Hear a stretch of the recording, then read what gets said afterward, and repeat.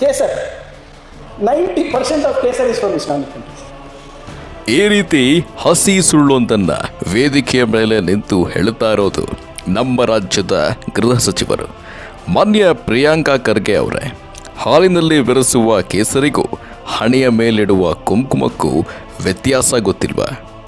ನೋಡಿ, ಹಿಂದೂಗಳು ಧರಿಸುವ ಕುಂಕುಮ ಬರುವುದು ಇಸ್ಲಾಂ ರಾಷ್ಟ್ರಗಳಿಂದ ಅಂತ ಹೇಳಿ ಹಿಂದೂಗಳನ್ನು ಕೀಳಾಗಿ ತೋರಿಸುವ ಪ್ರಯತ್ನವ?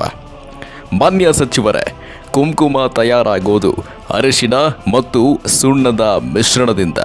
ಅದು ನಮ್ಮ ದೇಶದಲ್ಲೇ ತಯಾರಾಗತ್ತೆ. ಕೇಸರಿಯನ್ನ ಹಾಲಿನಲ್ಲಿ ಬೆರೆಸಿ ಕುಡಿತಾರೆ, ಹಣೆಗೆ ಇಡೋದಿಲ್ಲ. ಇಲ್ಲಿ ಯಾರ ಭಾವನೆಗೆ ಧಕ್ಕೆಗಳ ಉಂಟು ಮಾಡಿದ್ರೆ ಅತ್ಯಂತ ಕಡಿಮೆ ಅಪಾಯಕಾರಿನೋ ಮತ್ತೆ ಮತ್ತೆ ಅವರ ಧಾರ್ಮಿಕ ಭಾವನೆಗಳಿಗೆ ಮಾತ್ರ ಧಕ್ಕೆಯನ್ನು ಉಂಟು ಮಾಡಲಾಗ್ತಾ ಇದೆ.